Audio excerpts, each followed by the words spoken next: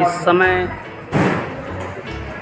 मैं आपका host Keshav ji Bilaspur station पर आपका स्वागत कर रहे हैं। यहाँ से नर्मदा एक्सप्रेस के द्वारा अमरकंटक के लिए हम प्रस्थान करने वाले हैं। ये ट्रेन हमें पेंड्रा रोड छोड़ेगी और पेंड्रा रोड से हमें 30 किलोमीटर की यात्रा बस या अन्य साधन से करना होगा। तो वहाँ चल के हम आपको बताते हैं कि अमरकंटक के लिए आगे की यात्रा में कौन सा साधन मिलेगा।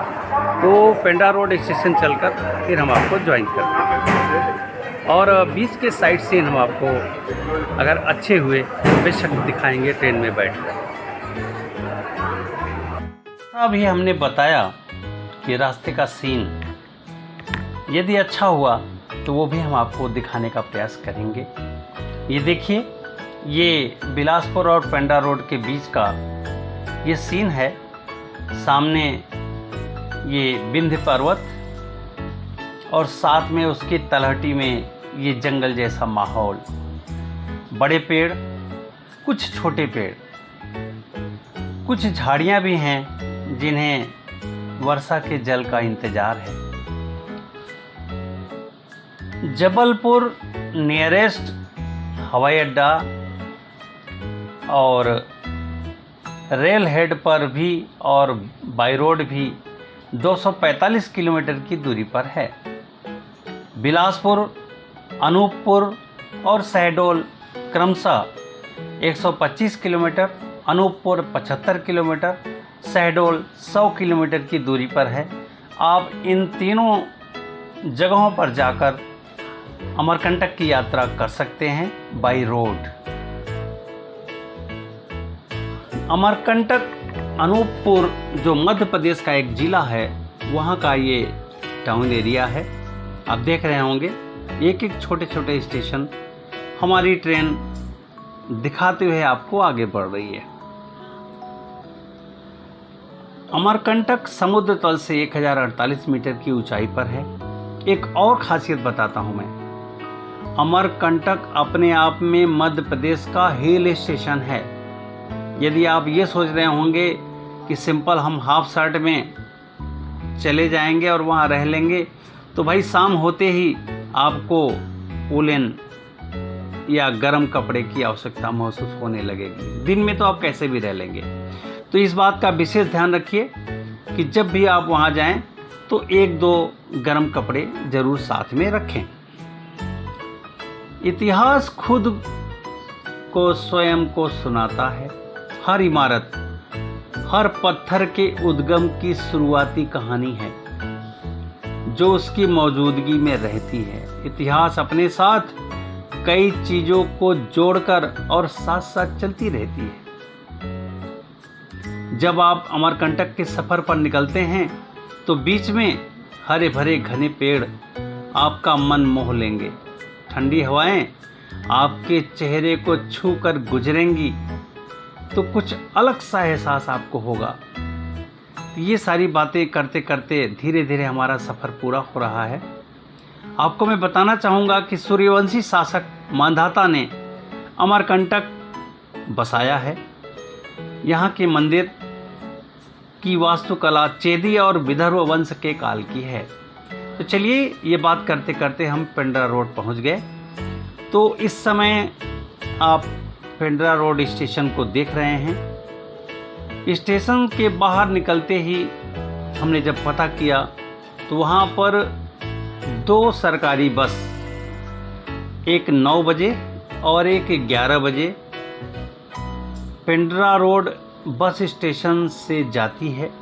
रेलवे स्टेशन से आपको बस स्टैंड तक जाना पड़ेगा और वहाँ से वो 50 रुपये लेकर लगभग 2 घंटे में अमरकंटक आपको पहुँचा देगी। बस का रूट थोड़ा सा घूम कर है, तो बस लगभग 52 किलोमीटर की यात्रा करके आपको अमरकंटक ले जाएगी। दूसरा एक शॉर्ट रूट है जो यहीं पेंड्रा रोड स्टेशन से बाहर निकलने पर आपको 100 रुपये पर हेड पर 4 व्हीलर मिल जाएगा जिसमें लगभग 10 सवारी को बिठाएंगे।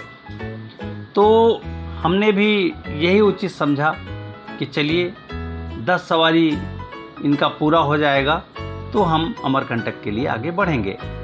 तो बहुत बेहतर है कि आप पिंडरा रोड ना आएँ, मैं आपको एडवाइस नहीं करूँगा। आप बेहतर होगा अनूपपुर उतर जाएं, बिलासपुर से आ रहे हों तो वहाँ उतर जाएं, शहडोल से आ रहे हो वहाँ उतर जाएं, और यदि जबलपुर जा रहे हैं तो जबलपुर उतर जाएं, वहाँ से बस की सुविधा लगातार है। फिर भी हम तो अब पिंडरा रोड आ ही गए, तो चलिए काफ़ी इंतज़ार किया मैंने, लगभग 2 घंटे।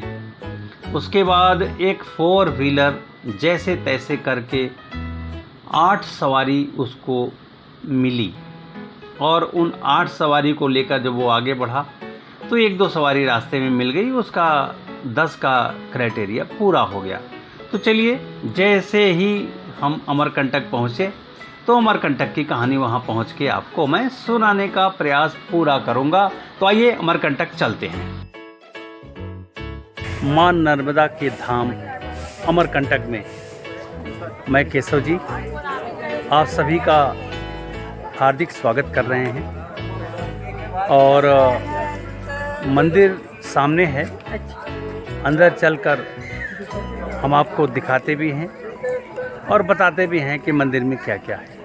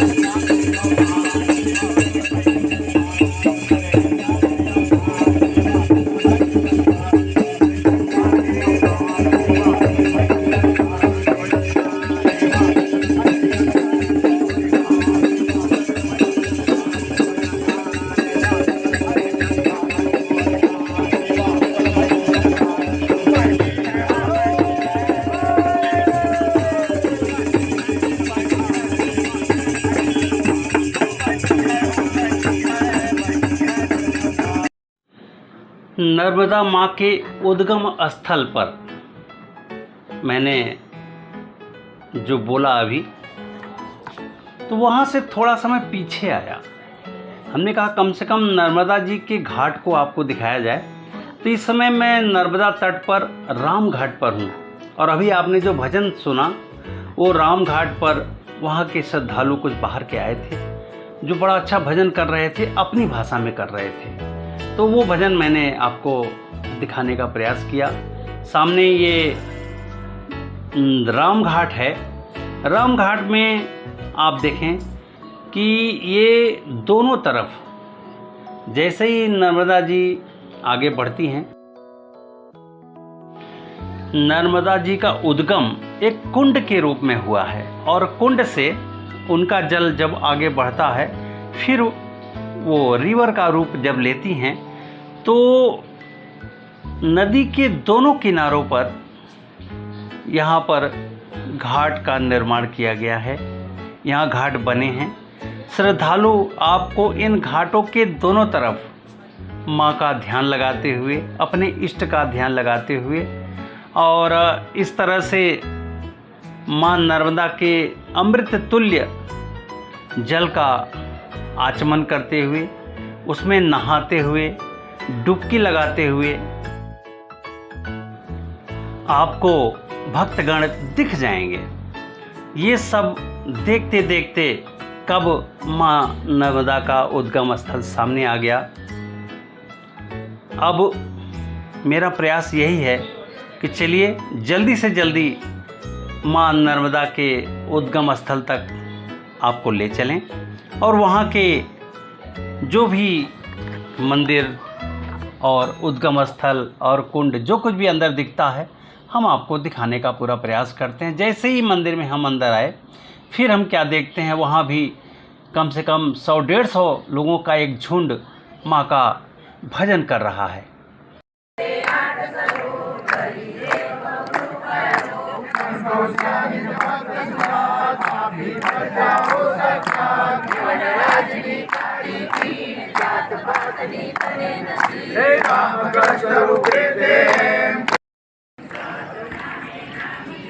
सामने माँ नर्मदा का उद्गम स्थल, पहले केवल उद्गम स्थल बांस के झुरमुटों से घिरा था, लेकिन 1939 में रीवा नरेश गुलाब सिंह जी ने पक्के कुंड का निर्माण करा दिया, जो आज आप देख पा रहे हैं ये पक्का कुंड। और कुंड के चारों तरफ 24 मंदिर महाराजा जी ने बनवाए, जिनमें नर्मदा जी, शिव जी, कार्तिकेय जी, राम जानकी, अन्नपूर्णा, दुर्गा जी, सूर्य नारायण जी, राधा कृष्ण जी और 11 रुद्र मंदिर बनाए गए हैं।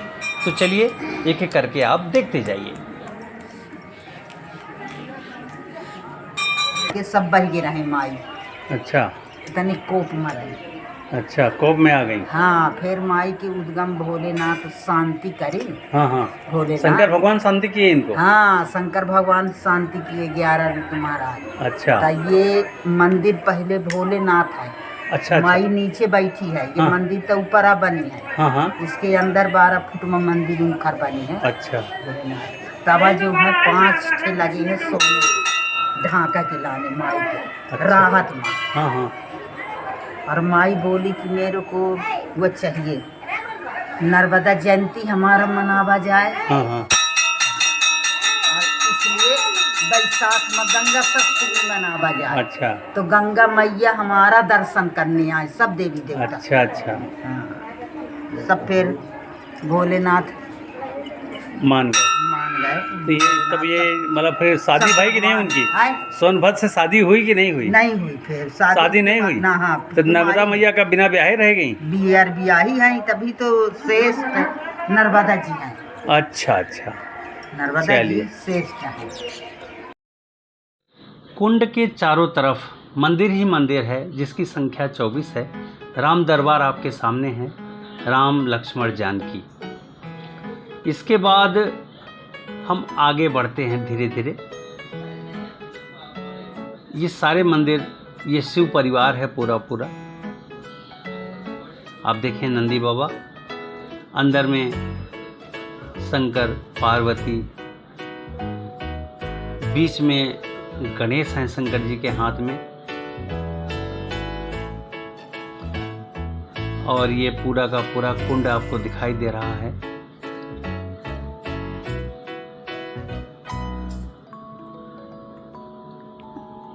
एक बात मैं आपको बताऊं, मंदिर का आप दर्शन करते रहिए और माँ नर्मदा की कहानी सुनते जाइए।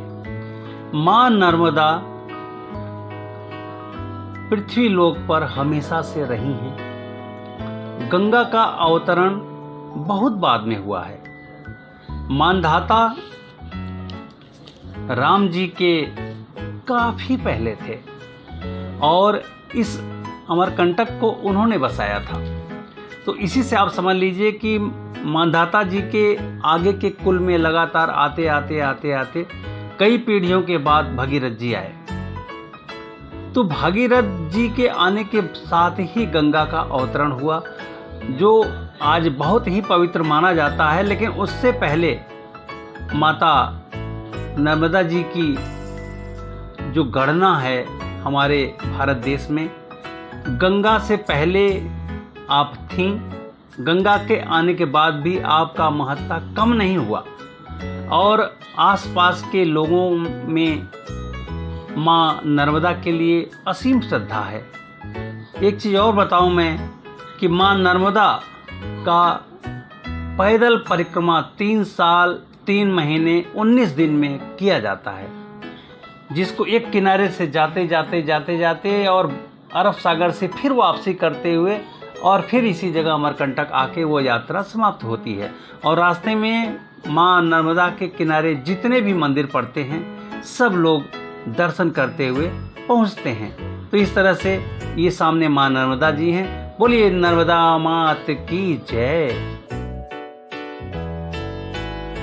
माँ नर्मदा का उद्गम एक कुंड से होता है। साथ ही साथ मैं बताना चाहूँगा कि यहाँ पर 2 नदियाँ और भी निकलती हैं जिनका नाम है सोन और भद्र। माँ नर्मदा की शादी सोन और भद्र दोनों में से किसी एक के साथ होने वाला था, लेकिन किन्हीं कारणवश शादी नहीं हो पाई और माँ रूठ गईं। शंकर जी ने उन्हें मनाया, बोले हे नर्मदे, तुम्हारा जन्म मानव कल्याण के लिए हुआ है, इसलिए शादी ब्याह के झंझटों से दूर हो जाओ और मानव के कल्याण के लिए जल रूप में हमेशा हमेशा के लिए प्रवाहित रहो आप। इस तरह से माँ नर्मदा मान गईं।